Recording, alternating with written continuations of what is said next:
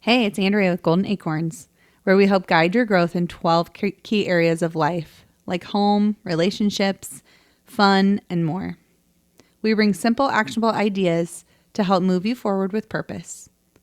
Let's plant seeds of potential and grow a life you love. Please share and enjoy.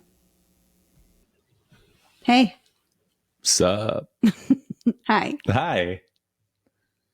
We decided to not do a Monday. I know this is so weird. Or The energies are all different. maybe it'll be better. The moon is in a different cycle. I don't know what I'm doing. It's a Friday. It is Friday. Woo, woo. Yeah. So even if you're listening to this on a Monday, Tuesday, Wednesday, Thursday, Saturday, Sunday, happy Friday. That's right. Today's Friday for you folks. Everyone loves Friday's energy. Yeah, I agree. It doesn't even really matter to us because we don't work normal jobs, but still, yeah, Friday, I think it's everyone else's energy. Yeah, maybe that's what it is. You know? Yeah. And we'll ride that wave. Vibes. I will ride that wave. Let's go. Yeah. So we had an interesting situation with our daughters on this last Sunday. Yes. And it made us think about a different component of being successful in life. And it was neat. Well, I wasn't there. Mm-hmm. I was there in spirit. Yeah. But I can imagine it because I know them so well. It was a neat juxtaposition because our two kids are so different. Very different. And that the situation involved both of them at the exact same time in the same setting. Yeah. So it was just different to see, I'm sure. Well, why don't you give us the brief story of it? So the brief story, and what we want to talk today about is soft skills, right? So our 9-year-old, she's currently 9, Sloan, is like this, like literally since the day she was born, she has had every soft skill. Like she just came out like with this freaking charisma. Yes. And like she's cute, but she's not one of those like you don't look at her and just be like, oh my God, she's like the most beautiful. And like, you're not like drawn to her because of her beauty. Yeah, that's not her superpower. It is like you are drawn to her and you have no idea why. And like even adults, like we'll meet adults and they're like like I remember our nanny, she always used to say that too, be like, God, I don't know what it is about Sloan. And then like she got this new boyfriend and he started coming around a lot and he's like, I don't know what it is about Sloan. Like I will do anything for her. Like I will just, she has this aura, right? She does. Yeah. And it's just such a powerful skill. And I think it's the good juxtaposition with Weston, who's our 13-year-old. We used to lovingly call her Wednesday Addams, right? She's just like, she would wake up and we don't call her that anymore because we don't want to like create that as her identity. No. But I remember one day she woke up for school. She was probably 9 or 10. And she's like, oh, it's sunny outside. I'm like, okay, why is that a problem? Yeah. She's like, because if it's not raining, then we have to go outside for recess. Like, it's like only you. Yep. Only you would be sad that it's 99% of everyone else finds happiness. Yeah. I wanted to draw inside. I didn't want to go outside for recess. So, and like you said, it's been since birth. Oh, both of them. I mean, they've just been that way. Yeah. Like, anyway, so the incident was we were at that GalaxyCon. Yeah, small Comic-Con-y type show. Yeah, and the girls were dressed up, right? Sloan just threw together this like it was random a Halloween costume that had nothing no to do wig, had nothing to do with any characters or anything. And then Weston spent like hours on her crimping and making her wig perfect, like 5 hours on her wig. Not that day, but like before. And then like we spent probably 2.5 hours like with her getting ready. Oh, she's and her like makeup putting makeup like dots on her face that are like in the perfect spot. Yeah. And I mean, she wanted to be movie quality. Yes. Right. And Sloan would just kind of put some stuff together. This event was her birthday present. Like, she wanted to go. She loves anime. It was an anime character. She was dressed as an anime character. It was just like her thing, right? And Sloan was kind of a tag along. Like, she was kind of like a last minute. Well, when you found out she got to go for free, you're like, you want to go? Yeah, you want to go? Because I need someone to hang out with, right? And like, even the whole show, like, we're walking around and Sloan's like, Mom, can I take a picture with them? Can I take a picture with them? Can I take a picture? I mean, I go, you got to ask. And she just go up, can I take a picture with you? And like, of course, nobody said no to her. And then, that was the whole show. And then they said, we're going to do it. Or I looked at the thing and I was like, oh, kids costume contest at 12:30. I'm like, do you guys want to do that? And even Weston was like, yeah, like, she was so excited. So you had to be in that moment just like, oh, Weston wants to do this. Oh, yeah. Amazing. Yeah. I was like stoked. So we go up there. Long story short, Sloan, who has janky makeup on, no wig, just this random dress Halloween costume.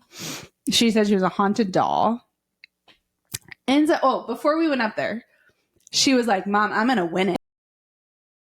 And I'm looking at her. I'm like, okay, babe. Like, love the confidence, right? Okay, if you think so. Like, well, because there were some other kids up there really decked out, right? Oh, yeah. So they're going through, and our kids were the last ones because we couldn't find the plays, whatever.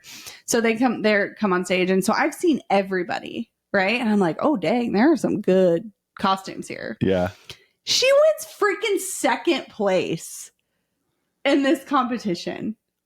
I mean, right? Like, come on, that's some Riz right there. Oh my God. I was like, and when they called her at second place, I knew the girl they were going to pick for first. And so just the deflation in Weston, I was like, oh no.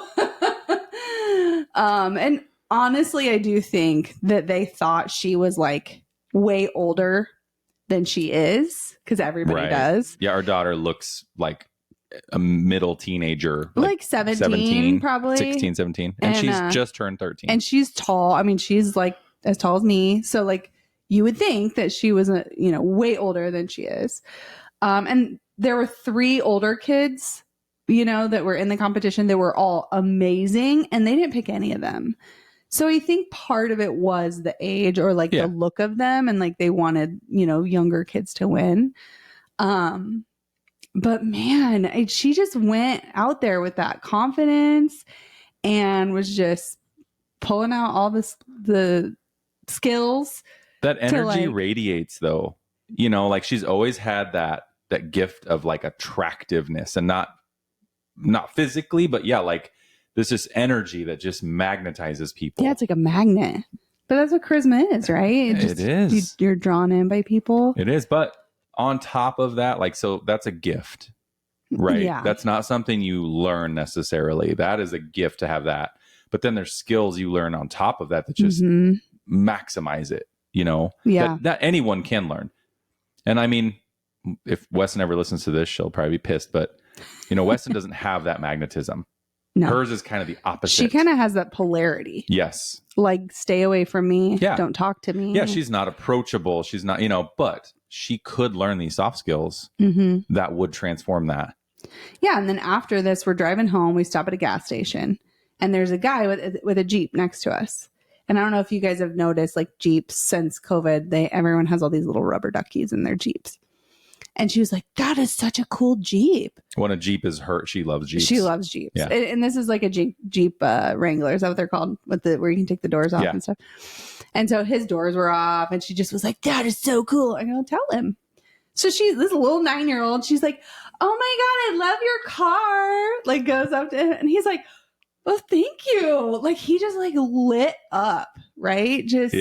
And she started asking him questions, and like, I don't know, where'd you get it? Or where are you going? Why do you have the doors off? I mean, just striking up a conversation with him. And he like just was beaming, and then he grabs this he's like, do you want a ducky? And she's like, sure. And he just like gives her this duck because she's so like charismatic and sweet, and he appreciated it. That's what I was just going to say. The appreciation of somebody acknowledging something that's yours. Yeah. And so then he ended up giving the other two girls ducks too. And so I pointed that out to them. I'm like, did you guys notice how happy he got because Sloan gave him a compliment? Because she approached him and said hi and like complimented his life. Right. How like that. I go, you guys, that just like made his whole day. Even driving away, he was just like beaming. He was so happy. Yeah. Like it was so cute. And I mean, obviously I wouldn't want them doing that when I'm not around, but like I was right there, you know, like there is that safety level. But do a quick audit of even your last month in your brain. How many times or people have like complimented just out of the blue, complimented you on things? Because there's people you expect it from. And then, I mean, it kind of takes a little like, if they come out and we're like, oh, you look so nice today. Like, that's not the same as if a stranger in the grocery store is like, I love your outfit. Or, but do an audit. Like, when's the last time someone said something to you? Like people, we're just in a place where people don't talk to people. And it's so much more powerful, I think, because 100%. Of that. If you are that person. I agree with you. I'll give you another example quick. And I know we even got into the soft skills, but Sloan, like she's big enough now and she weighs enough, whatever, she can ride in the front seat. And so say we go to grab a coffee or something at the window, you know, I'm always there like, oh, here's your stuff. And I'm like, hey, thank you. Sloan always has to get in. And like, I don't do this. I don't like make her do it. She'll just like lean forward and get their attention and be like, thank you. Have a great day. And it catches people off guard. They're just like, wow, like, thank you. You know, that this little kid is telling passenger, little kid, right, is just like, and she means it. She does. She's not saying it to get something. She's not saying it because I'm telling her to say it. She wants to say it and wants to make people happy. Oh, we have so many examples of people just like, here, little girl, do you want this random thing that I'm not giving to anyone else here? But for some reason, I'm going to give it to you. Like you said, she just has that. And like, I always am saying to her, like, Sloan, I just want to be you when I grow up. Like, she just, something, it's just there. Absolutely. It's just there. And I'm so proud that she has that, not because of anything I did. I'm proud for her. Like, I'm happy for her and hopeful that it, like, really drives her in life. You know what I mean? And you and I always joke that she's either going to be a CEO because she's just this leader, right? Oh, she just grabs the reins and goes. She'll be a cult leader if we go the wrong way with it. So we got to be careful. Oh my God. Either way, she'll be the best. She'll be the best. She'll be the best at it. She will have a lot of people drinking Kool-Aid. I'm sure if in like Buddhism or some kind of Asian religion, there's something that they have a word for this, but it's like her chakras or something she's born just open. You know, she's open to give, open to receive. And I think that's that magnetism. It's just, she's just like, come to me, world, person, anything. Yeah. It's beautiful. Yeah. And conversely, Weston was born closed. Like, yes, she was, when I was pregnant with her, when our dogs would bark, she would jump. Like in the womb, she was afraid. Yeah, just always kind of scared. Yep, she was been afraid of like toilets flushing, and she's just always been very like scared, very closed off, very like. And I have extreme shyness, especially as a kid, and she has that too. You've gotten over yours so much more though. I've gotten a lot better. Like halfway through a marriage, you still had it pretty. Well, maybe not halfway. It was kind of once you started your business and you were forced to be in front. Yeah, that's exactly when. Yeah. Because when doing trade shows, like that's really what had to break me out of my shell was when you do trade shows, like you can't just be passive. Yeah, no, not if you're trying to grow a business. You can't. No. So. And my mom, God bless her, is not passive. She would just pull people in. She was your anchor for a lot of those to start, right? She was. She'd be like, you need to come and hear her talk, right? Like she would pull people in and then open the door for me so I could, you know. Which is what you needed. It is, because I was so deathly shy. And I do think you're kind of born one way or the other, you know? I agree. Yeah. So that's where. But you can't use that as a crutch. Like, correct. There are ways to overcome it. Yeah. I mean, that's a way that I'm growing. You don't have to grow in that way. Sometimes I think I need to shut my mouth more. I mean, Sloan gets her radiance from you. Right. There's no doubt about it. I feel like sometimes you're like, do you have to talk to everyone? Can we just leave? You know? But anyway, so there's a long, brief story. A long, brief story about kind of what made us think about these soft skills. Well, and we've both read the book Charisma Myth. Yeah. The Charisma Myth. Been a minute. And I've read that book like 4 times because I feel for me, it is stuff that I need to learn and practice. It does not come naturally to me. Yeah. And everyone knows someone that just has that natural charisma, you know, and then it's a lot of times I think there's jealousy of like, God, they get everything, or they do People this. Are just drawn to them. Right. And it's like, that's their charisma. It is. People are powerless against it. Yeah. And I think if you're in sales, it's super important.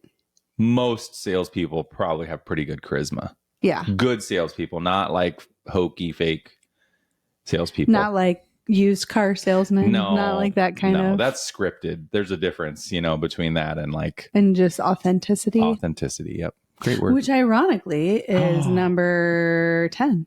I have 10 things. Let's start this list. So these are kind of the top 10 things that, top 10 soft skills. Yeah. That make people magnetic, likable, and highly effective in building relationships. Right. And this is just off the internet, not, no books, nothing here for this, but I would recommend the Charisma Myth for stepping up your charisma game. Yeah. Because there's actually like actionable things in there to do. Yeah. And I need to read it again. Like I always know there's 3 things that make you charismatic. I'm trying to remember them. Power, presence, and warmth. Ooh.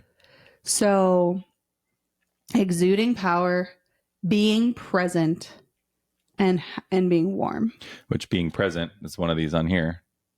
Like active listening, you know? And I would say, yeah, I mean, think about when you're with a friend, maybe you're out to lunch, and they like check their phone or they check their watch. How does that make you feel? Yeah, it makes you feel like there's something else they need to be doing. Like you're not important because you're not present with them. Right. And some of the best charismatic people, who was it? Kills charisma. It was like Princess Diana or someone like super powerful though. Like one of their superpowers was people were like, I felt like I was the only person in the room with her when we were together. Yeah. You know, someone that has a million things probably pulling them in a direction to make someone feel like I'm only here for you. Like that's charisma. That is because it's presence. Yes. Yeah. And then I'm sure they were exuding these skills while being powerful, present, and warm. Absolutely. So out of those 3 things, power, presence, and warmth. Yeah. What would you say you would need to work on the most? Presence. Really? Yeah. When we did this in our book club, I would say that was most people's challenge. It's because we're so distracted. And we have devices on us that are notifying us all the time. Like everything in our life bings and dings and vibrates to tell us to get our attention, right? Yeah. So that's hard. Yeah. For me, it's warmth. And honestly, not presence. The watches, so I have one now too. Oh, right. Yeah. That's kind of the worst because a phone, it's weird. You can ignore your phone? I can ignore my phone if it's vibrating in my pocket, but it's almost like a reaction for just to flip my hand up and look at my watch. Because it's the same thing. That's my notification coming in, right? So that's tough. Yeah. And I've noticed like I get really irritated when you check your watch. What's going on? You know, you almost snap at me. So. Yeah. Well, because you're not present and I feel ignored and I feel right. So. What's that? I was blacked out. What'd you say? Kidding. I heard 50% of what you said. Yeah. No, typical. but If you could remind me in like 30 minutes. But no, like I think that's why people have so much of a hard time being present. Is why all the distractions. Just everything's distracting us and pulling our presence somewhere else. So number 1, active listening. Not just hearing words, but truly understanding. I think the biggest thing with active listening is just asking questions. It's either, asking questions and mirroring are 2 great ways. Ooh, can you describe mirroring? Yeah, so mirroring to me is matching someone's energies or emotions or mannerism, and that usually leads to similar questions, like to really good back and forth questions. Mm-hmm. But like that's mirroring somebody. So someone's all excited and like telling you this story, you're not gonna be like, yeah, and then what did they do? Like that's right. They're like, wow, all right. You need to mirror them, match that. You're really into this. Yeah. Yeah. Is that what you would say mirroring is?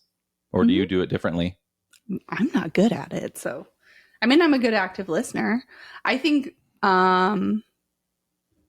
where I prove that I'm active listening to people so that they feel heard and seen is bringing back up something they said later. Oh God, you are so good at, you always just say, I just listen, but it's more than that. You remember, because I'm listening.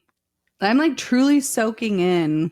You do what people say, right? I've been there when you ask people questions later and they're even like, what, how did you know that? And you're like, well, you told me that on August 2nd at 9:07 a.m. I'm not that bad. I know. But it's like you surprise people when they're like, no one listens like that or remembers. Right.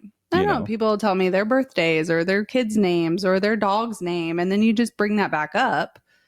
And it's kind of like a weapon, right? It's like, holy shit, you remembered my dog's name? Right. How did you know I had that dog? Like, because you told me one time. Or you're like, didn't you just take a trip down to like Jamaica or something? Like people are like, oh, I did. Yeah. Yeah. Wow. So I like that almost more than asking them questions. I think asking questions is good. It's a good first step. Because if any of you have narcissists in your life, they don't ask you questions.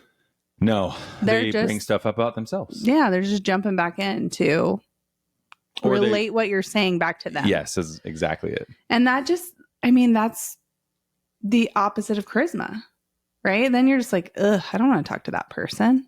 All they do is talk about themselves, And then I'm like hyper aware of it and like try so hard not to be that person. I definitely used to be. Well, and people love talking about themselves. Like everyone does. Yeah. So yeah, keep asking questions. Even on this podcast, I'm like, do I talk too much about myself and do I bring to it? Like I'm very hyper aware. There's no one else to talk here. Well, I know, but you don't talk enough. I talk too much. Disagree. What's next? Empathy. So being able to step into someone's shoes, acknowledging their feelings, validating their perspective, responding with care. Yeah. Getting on their side, Emotional intelligence. We've talked about this before. Man, just managing your own emotions while also reading and adapting to the emotions of others. Holy cow, this is like learning a foreign language. It is. I feel like empathy is part of emotional intelligence too. To a degree, but emotional intelligence is tough. And I mean, it takes a lot of practice. Like I am just starting to feel like I'm like level 1 French, right? Like I feel like I'm like level 1 emotional intelligence. Yeah. And when you don't use it, you literally, it goes away. I mean, I have to be so conscious about it all the time. Yeah. And it comes back to like the biggest thing I've noticed is just validating other people's feelings and let them have the feeling that they're having. Nobody wants to let people have their feelings. That's step 1. Yeah. It's like if someone's super angry, they're acknowledge that they're angry and then let them be angry. Like say, yeah, I would also be angry. Like I understand that emotion. So I shouldn't say like, well, you shouldn't be angry about that. Right. Like that's the biggest thing. Like, don't be sad. And it feels empathetic to be like, oh, don't be sad. It does. But now you're saying like their feelings are wrong. Right. Yeah. So anyways, I am not an expert on this. We're working on it. So always. But I can give an example. You know, when we were at our girls' retreat, we were discussing limiting beliefs and we were trying to come up with like group limiting beliefs. Right. And one of our girlfriends, like a couple suggestions in a row, the rest of us were like, no, we don't really feel that way. And it like triggered her to feel like we were, you know, shutting down her feelings. Sure. Yeah. You know, and then I recognized that and I did my best. Hopefully she noticed it, but to like come back and be like, I am so sorry we made you feel that way. Like that was not our intention. You know, we were just stuck in this process and not right. And not considering, you know, feelings and like especially those of us who which I've just learned a new word, are high functioning codependents. Well, this will be another podcast. I used to call that type A. Now apparently it's high functioning codependent. Those of us who are like that, we don't think about the whole a lot of times. We're focused on the goal. Well, and that's where in my mind with our children and stuff, and I do a lot of sales calls with business owners. Yeah. Right. Who they're struggling or whatever. I'm coming in to try to help them, whether it be through a service, a product, you know, whatever, just being their friend. It's that. Which a lot of business owners need. Right. Yeah. And it's that feel it, don't fix it. You know, that's what I try to remember. And I feel like that's a really basic emotional intelligence. That's great. Everything we do, we want to fix. When someone's sad, you want to make them happy. You know, want them to not be sad, yes. not feel sad, and fix that. Right. Or they're like, oh, my boyfriend cheated. Well, you shouldn't have been with them. Like, no. Right. Like, God, that has to feel terrible. Yeah. You know, like I can see why you'd feel like that. Yeah. Like, don't fix it. Yeah. And that's what she wanted in your situation. She wanted you guys just to feel her feelings. Yes. She didn't want you to fix it. She didn't want you to tell her that this is a bad idea. Right. So. Yeah. And I'm really bad about like, that's probably the thing I need to, that I've grown in the most and worked on the most and still have miles to go. Well, it's hard because a lot of times from the outside, you can see different, you know, it's like when you know a bad relationship and you're like, I can see this thing ain't going to work. Yeah. You know, like you can see it from your perspective. And so you just want to fix things because it's easy to you. You're like, I can see where the fix is, but that's not the time for them to know that. Well, and I think growing up, you always think, well, why would someone tell me their problem if they don't want help? Right. So that's the mindset shift for me is people sometimes tell you their problems because they want to get them off their chest and like feel validated that whatever they're feeling is real. Right. And know they're not alone in feeling the way they're feeling instead of assuming, like I always assumed everyone wanted help. Which is why they were telling you. Right. Yeah. Like otherwise, why are you telling me your problems? Like if you're telling me your problems, you want help. So yeah, so shutting that down and know that like people don't always want help. It's true. Yeah. I'm trying to be very conscious of that. Positive body language. Oh, real quick with also emotional intelligence. Yeah. A thing we've learned a lot about is asking permission. I still don't quite get it though. But like, okay, I'll relate it to the feel or fix, right? You can ask if they want help. Like, are you open to hearing my opinion on this?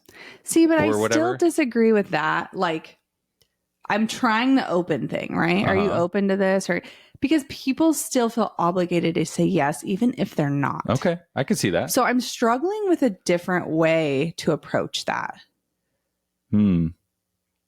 Because that was one thing we learned is like, are you open?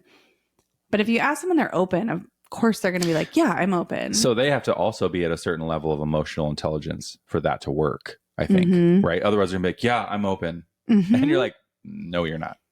Right. I mean, our son does that because we've been practicing this and he can see through it. Right. Yeah.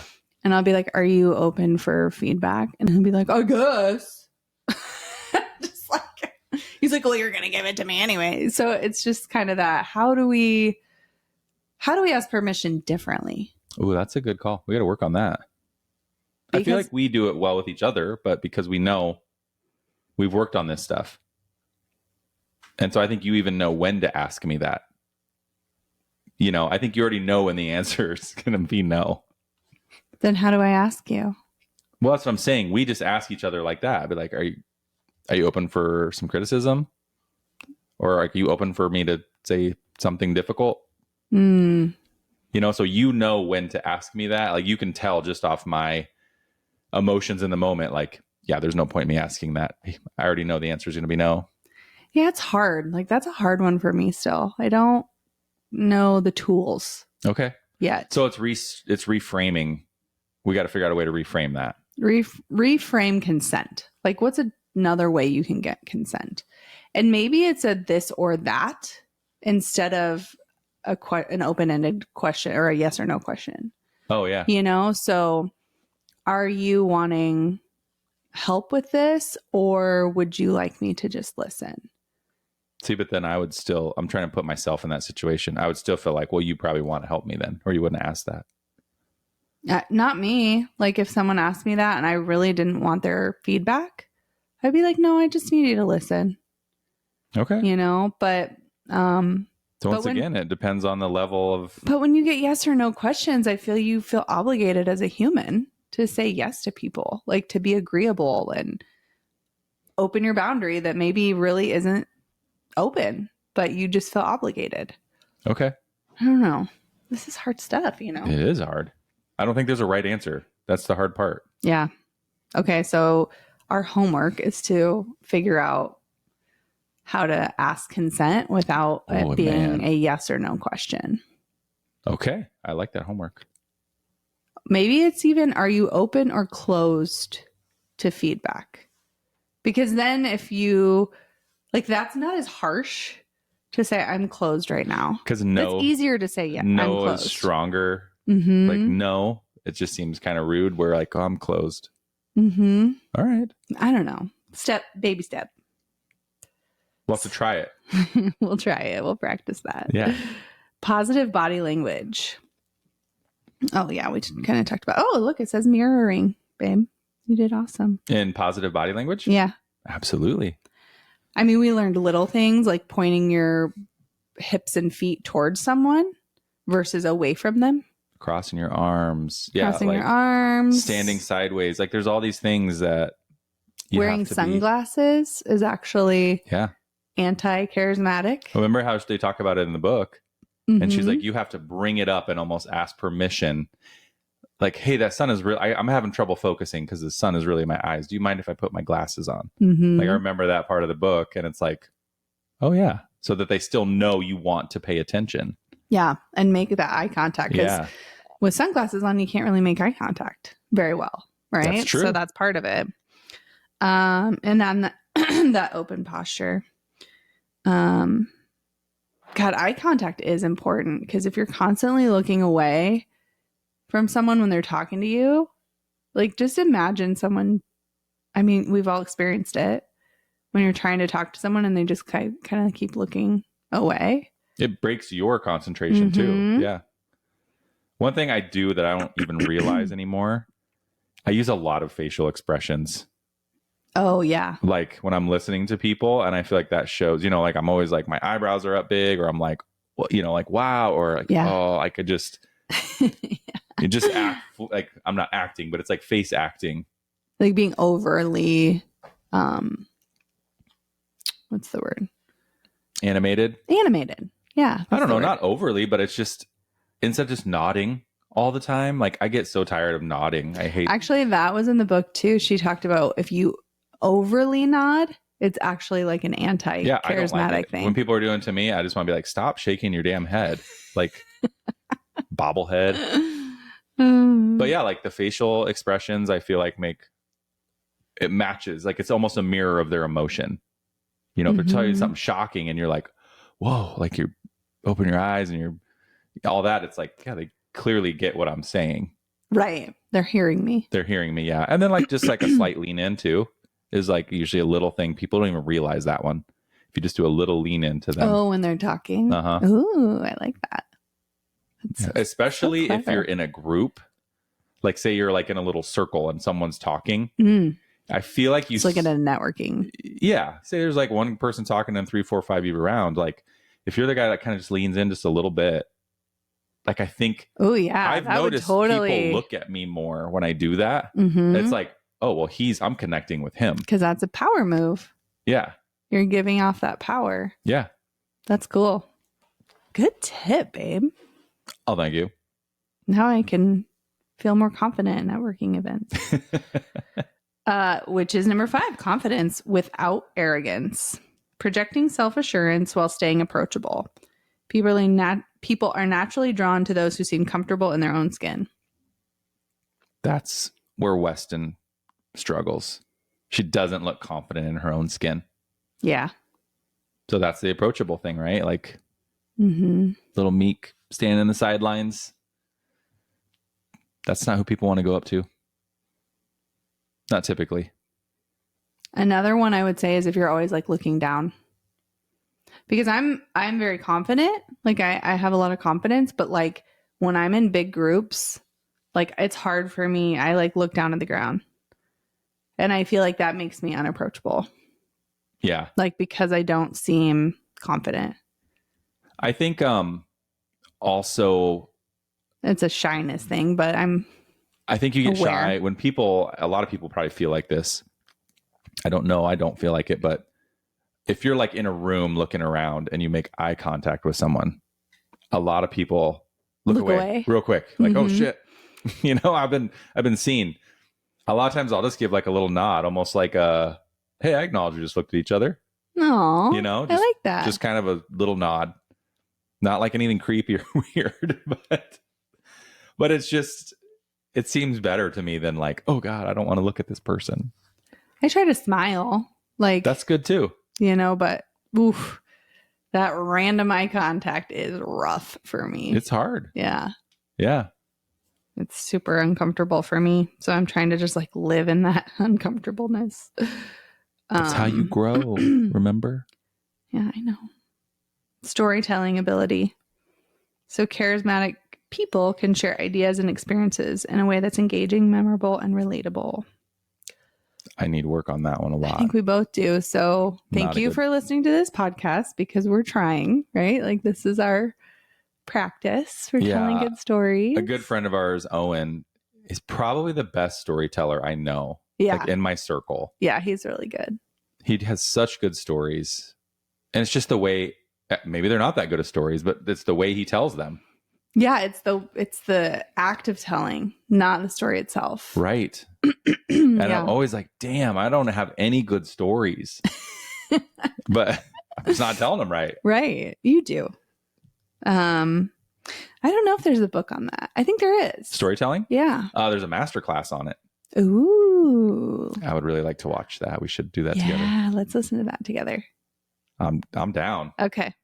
I love it. I need some storytelling abilities. Yes. Humor and playfulness. You are the king of the mountain. Once again, I feel like I was just born with that though. Ability to lighten the mood, laugh at yourself, and make others smile builds instant rapport. It's also called levity. Yes. Right? So that's your superpower. In a very tense situation or anything, like you can just bring in levity and just diffuses everything and changes the whole mood. Part of that though comes with like, I cannot be embarrassed. It's not allowed in my body. Like you've just never been embarrassed. I don't get embarrassed. Yeah. And so for me to say something like, I don't like, oh God, I shouldn't have said that. Or, you know, so-and-so's going to think I'm dumb. I come out with it because it's what I felt. You don't have it. It's what I felt was right. Yeah. And I don't have the embarrassment factor. Yeah. So I think that helps tremendously for me. Oh, for sure. Because most people are like, I can't say, I wanted to say this, but I couldn't say it because people thought it was weird. Right. But yeah, that helps me a ton. Yeah. It definitely attracts people to you. Something I was born with. You're really good at it. Adaptability and social awareness. Reading the room, knowing when to speak up, when to listen, and how to shift your tone or approach depending on the situation.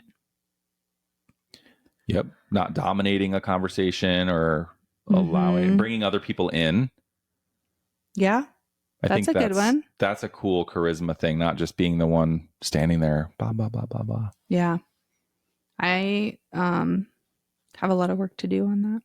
You think so? Yeah. I'm pretty good at like when to listen and knowing when to speak up. But then when I get on a roll, I don't shut up. It's almost like you get on a soapbox and you're just. Yeah. Like for me, that's what it is. It's like when to cut it off, not when to speak up and not when to listen, but when to shut up. You know, what's hard is if people keep asking questions too. And you're like, God, I feel like all I'm doing is talking about myself. Mm-hmm. Yeah. But if they keep asking questions, when do you stop? Or when do you flip-flop it? Yeah. That is hard. I don't know the answer to that. It's interesting though. I'm thinking back to networking events I've gone to by myself. Yeah. You know, and being in real estate, it's always 97% men, right? And so it's hard for me to get past the first perception, or what's the word, first impression, or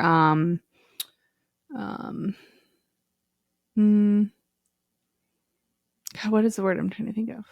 I don't know. When people think they know who you are, but they really have no idea who you are, they're people judging you. Yeah, first impression? No, not first impression. Like misconception or whatever of like, we were just talking about this morning of like how no one would know how much I know and do about construction, and like I can lay tile, like, and that's been a part of my person since I was, I don't know, the first one we did in our house, 24 years old. But you don't look like you know how to do that. Right.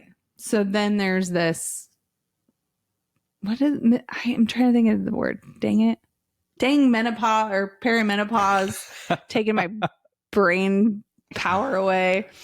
But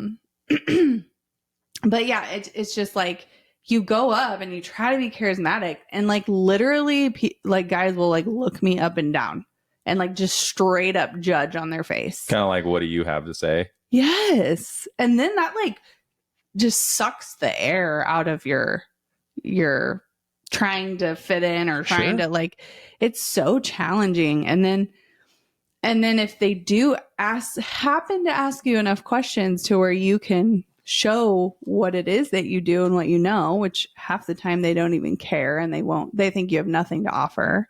Because they've already made up their mind.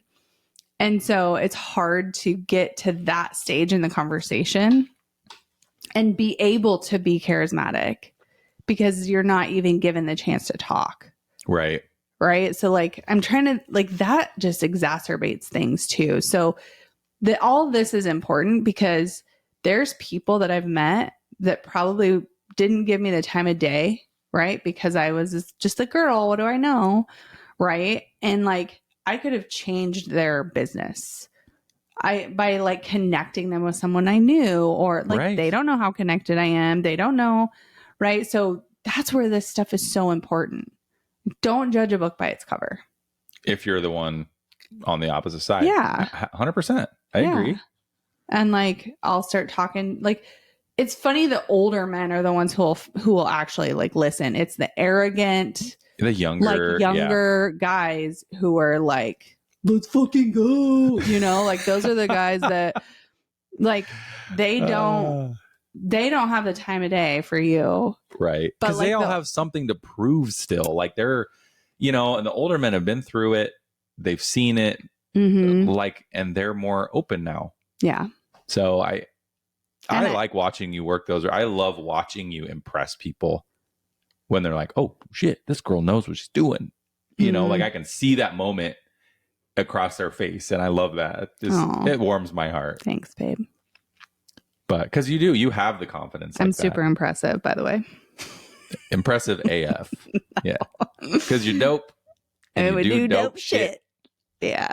So, no, and it's hard to adapt. So, I mean, as a man, imagine going into a room with like all CEO high-powered women, all dressed to the max, and you're like one of two men out of 150 women.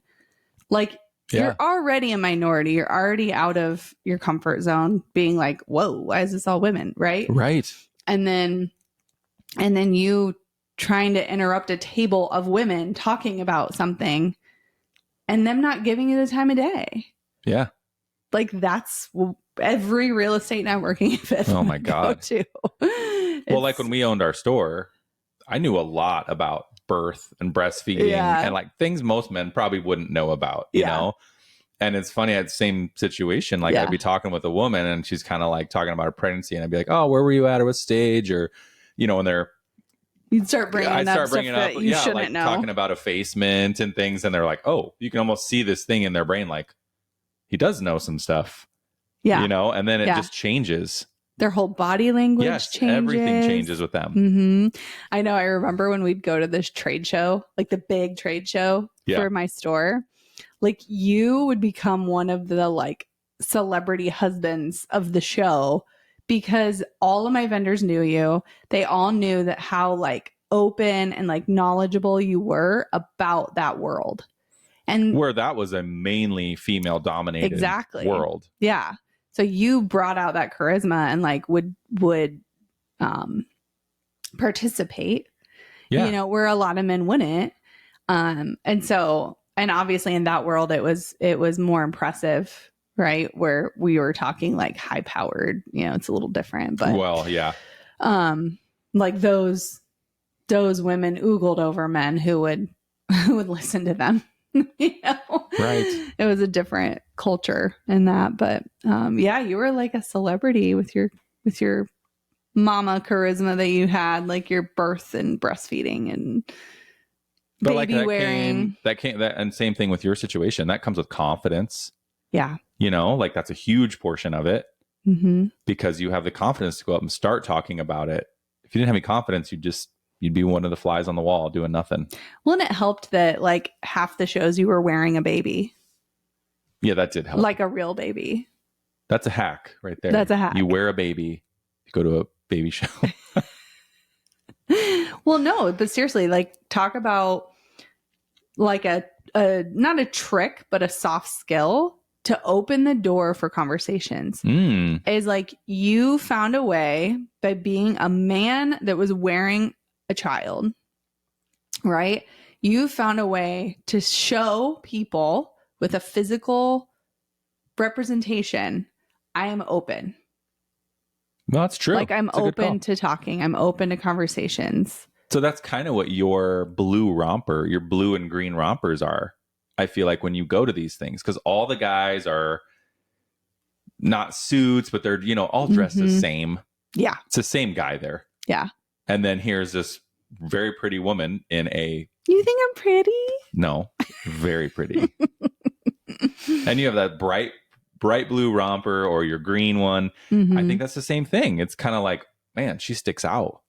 You know, like I got to go talk to this girl. Like that's a charisma thing to me. In the book, she does talk about how important your clothes are. Yeah. Like the difference clothing can make. And I think for you, that was wearing a baby. Like it was an 100%. Accessory. So it would be good to like think about that ahead of time. What is something I could wear that would make the crowd that I'm going to be in? Or, okay, your customers. This is a perfect example. You do not wear a suit and tie when you go on your sales calls. No, I try to look the least amount like a sales guy as possible. Because that's not what they want from you. Well, that's part of my mirroring. Yes. If I'm going, so I sell car wash stuff, right? A lot of times I go into small towns with guys that have owned a car wash for 20, 30 years. And they're probably farmers. They have multiple jobs, companies, right? So I show up in sometimes a little bit of ratty jeans. I got some work boots on, maybe just a t-shirt. You know, I don't show up with a button-up fancy shirt, suit and tie. Then I look like a sales guy. Yeah. I mean, I think that's such a underutilized charisma skill, is mirroring who it is that you're selling to. Well, and some companies want you to look a certain way to represent them. Right. But it's not about them. And that's, to me, that's not right. Yeah. Well, we represent power and like this, and this is how you need to dress. And it's like, that's not my customer. Yeah. I don't know. Yeah. But that's true. Think about that. Even events you go to. I mean, say you're going to an event for your kids' things, Mm-hmm. you know? I mean, you could think of what am I going to look like? Who am I representing myself to be? Yeah. If you want to like get along with all the parents, what does that mean? Like, what do you need to look like to be open, approachable? Yeah. Like if I wore a suit to a PTO meeting, they're probably going to be like, oh, who's this crazy lady? You're probably not going to get invited over for garage beers. No. Right. Exactly.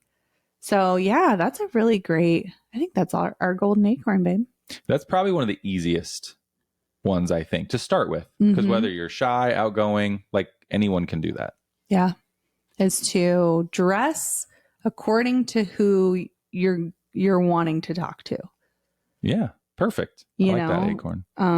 Whether it be dress like them or dress. Yeah. Do you want to stand out? Yeah. Do you want to wear a suit to the PTO meeting and be like, I want people to look at me like I got my shit together because I own a suit and I'm powerful, right? Mm-hmm. But then that doesn't make you open. I agree. So if you want to be open and then you want to invite people in, I feel like that's the important thing to consider. Yeah. You know? That's a good acorn. Yeah. Easy. That's the one. I like it. You know, and I still struggle with that. Like you were saying, the blue romper thing. And then, because I used to always wear a black blazer, you know, shirt underneath, black pants, or just like, and I did like fit in. And I don't know, honestly, still to this day, which one's better. Really? I don't, because I feel like I might be taken more seriously when I look more like them, when I look more like a man. But then is anyone approaching you, or do you feel like they wouldn't approach you because you look different? Like I don't know. I'm going to have to pay attention to that. Yeah. Like maybe if it's a 2-day conference, I was just thinking that. Yeah, like, I do one of each. One of each. And see. Because I mean, one that I went to specifically was all like these massive hedge fund guys. And they were literally all in like Italian suits and all this. And I dressed feminine because that's what our coach told me to do, was dress feminine. Yeah. And I just felt like I was completely invisible. Yeah, so, that's like one of those averages though. You got to throw that one out too, because that's an outlier. That was a different type of person. You don't go to shows like that. No, typically not. Yeah. You know, you shouldn't take your wedding ring off like when you get to the hotel. Yeah, that was interesting. That's another story altogether. Not me. I did not take my wedding ring off. Good, you passed the test. Thank you. No. These guys. Some of these guys. Okay. Graciousness and generosity. Sincere compliments, gratitude, and giving credit freely. Make others feel appreciated and important. That's what we were talking about with Sloan. I think that's the little thing she says. It's like coming from her heart. It's her sincere compliments. Yes. And her giving credit freely. Yeah. Yep. And I, of course, I'm always like, oh, well, let me talk about me. See, this is my overly conscious thing of this, but I have a funny story about compliments. And so I still struggle with being aware of compliments. Okay. And I think it's because I'm so hypercritical of myself. So I'm hypercritical of everybody else, you know, and it's because my standards are unrealistically high, right? I know that about myself. I know it's something I need to work on. In college, I had a new, you know, you go to college, you have all these new friends, right? So me and this new girlfriend are driving around town. I think we were like smoking because we were cool, you know, and we were just hanging out, you know, chatting. And she was like, I don't like I want to talk to you about something. And I'm like, okay. I had zero emotional intelligence in college. Right. Negative, right? I'm like, okay. And she's like, I don't like how you never compliment me. I was like, what the fuck? Like, grow up. You know what I mean? Like, that was my thought. It was like, who are you? Like, this is my new friend. Oh, poor you. I'm not giving you compliments, right? Like, that was who I was back then. And like, I was just like, okay, like, I'm sorry. That's not really who I am. Like, that's not something ever. But really, it was a matter of like, it was never modeled for me growing up, and I never practiced it. I was never told to do it. Like, literally, my parents didn't do it, nothing. And like, that was a turning point for me to be like, I really don't give anybody compliments ever. Right. And after that moment, I did take it to heart, even though I thought it was completely stupid. And I did start trying to practice that. I still think all throughout college, I still sucked at it really bad. Like, I didn't practice enough, but. So it shows you're looking at people other than yourself, or you're just being selfless. I mean, for me, there was just nothing to compliment. Like, that's how I was. When I tell Xander, our son, that sometimes, like, that's how you make, or, when they're, because kids are always like, it's hard to make friends. I can't make friends. How do we even start a conversation? Yeah. And I'm always like, well, find something to compliment. Yeah. Well, what if there isn't anything to compliment? I'm like, there's still something you can say. You can find something to compliment. Yeah. And I mean, with owning a store and having to be, charismatic to your customers, I grew in that. And it was like every customer that came, oh my God, I love your purse. Oh my, and then I wouldn't say it to be fake, because that's not who I am. I can't. No, you are authentic. I cannot lie about. That's that car salesman thing, right? Like, you have to be, it has to be real still. Yeah. Do you like it for them? I think that's the problem people do, is like, they think, well, I don't like that chain. Yeah, but or that necklace. I wouldn't wear it. But does it look good on them? Yeah. Is it good for them? That's what you're complimenting. You're not saying, I like that, I would wear it. Mm-hmm. And I think that was my problem before I knew. Sure. Was just like, well, it doesn't impress me. Why am I going to compliment it? Like, you had to be like above and beyond reality to impress me, because it just doesn't. Yeah, your expectations were very high. Yeah. And they're still too high, but I'm getting better. So yeah, I think, God, that would have changed my life as a teenager and through college, of being more gracious and having more generosity. Yeah, I still think I need to work on it. I was going to say, have you ever not had that? Because kind of like Sloan, I feel like you can be better at it all the time. I don't think I use that enough. Yeah. Yeah. I mean, sometimes I think you get caught up in your life, right? And then you're in your head, and you're like, forget that you're out. Like, when we go to the networking events for RIA, and like, I'll be like, you're so quiet. Like, and that's not really who you are. And you feel, what did you say to me about why you thought you were so quiet? Like, you felt like you weren't the expert, so you had nothing to say or something. That's like not my element necessarily. So, but for you, it is your element. Because it's not about the real estate, it's about the people. Right. But for whatever reason in my head, I make it about the real estate. Like, I need to be ready to talk about real estate and be a professional instead of just being a dude. Instead of being you. Hanging out. Yeah. Yeah.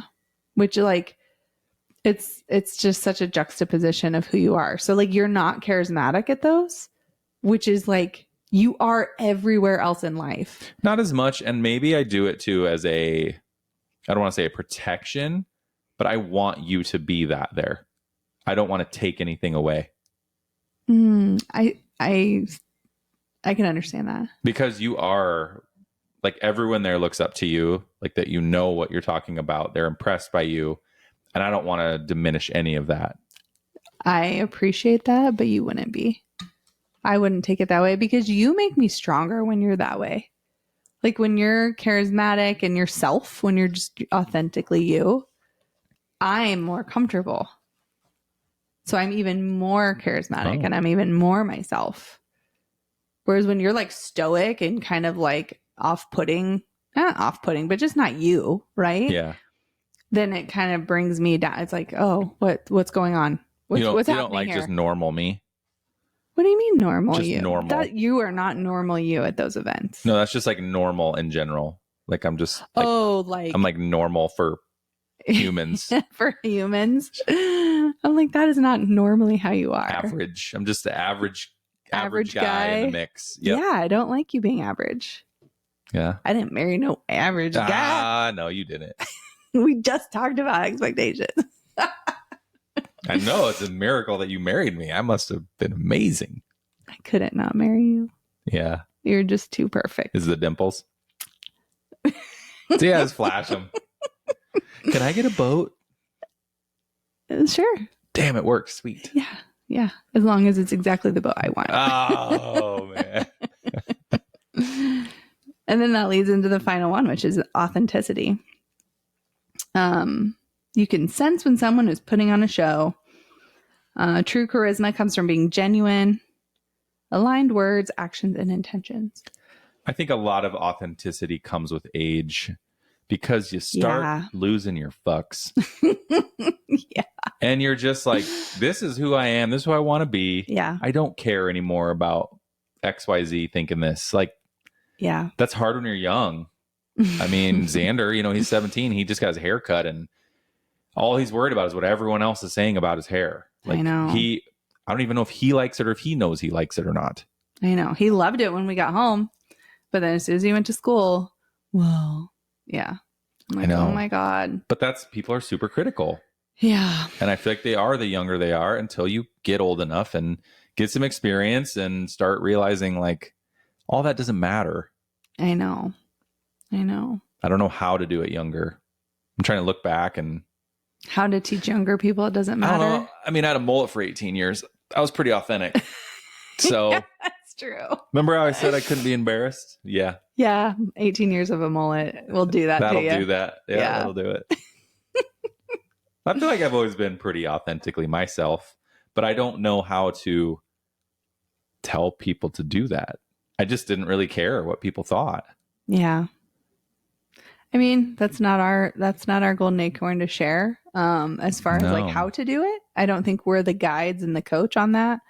But it's just out there as a suggestion to be more charismatic, right? It is. The thing I always tell our middle daughter is, she starts, or you brought up to her, ruminating over things, right? Yes. Like you're thinking what other people are thinking.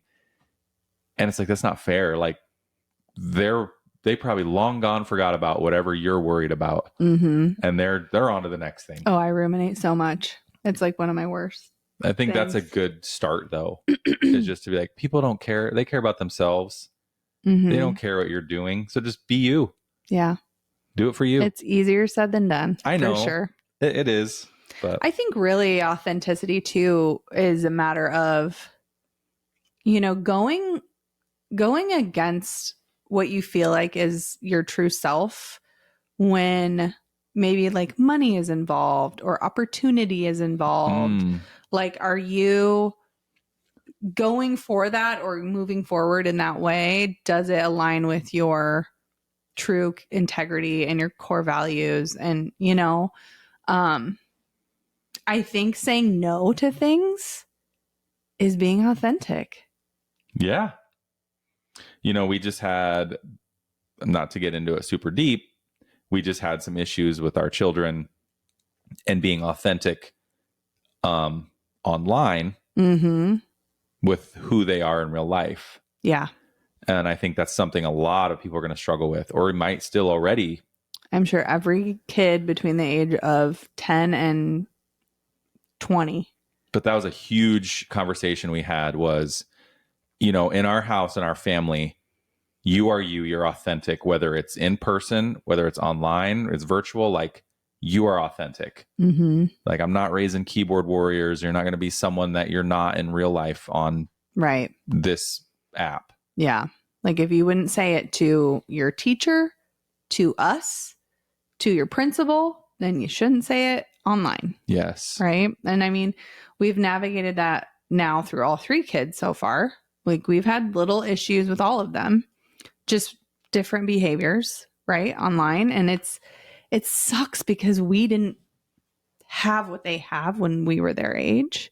So we can't really relate at the same level. It's hard to guide that. So now we have to like relate as these mature, fully developed frontal lobe adults to say, hey, that's not okay. Right. Yeah. So. And there's so much influence they have that we didn't, like it's tough. It is tough. But yeah, I mean, so you're not being authentic at the real estate events. You just gonna out me like that? Yeah, I am. Dang, fighting words.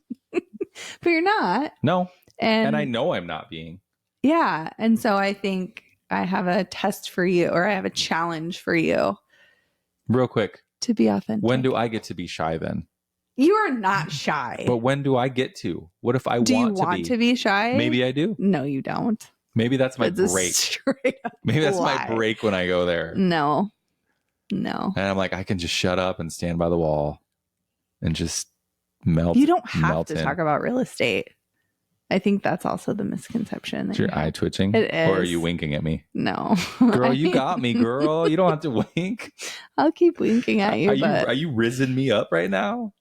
Thinking about networking is making me so stressed out that my eye is twitching. What is your challenge for me? My challenge for you is to be your authentic self at the next RIA. Okay. That we go to. I feel like that's a lot of times why you don't even want to go. Because you're not going to be you. And so you feel like I'm going to go be this fake person. So that's my challenge. All right. To you. You have to let me know how I do then. Well, I don't know in the next one. We just had one. I'm going to remind you. Oh, dang. I think we're going to be out of town for the next one. So it'll be... Oh, dang. It'll be November. But yeah. Well, I like this. This was fun. This is good.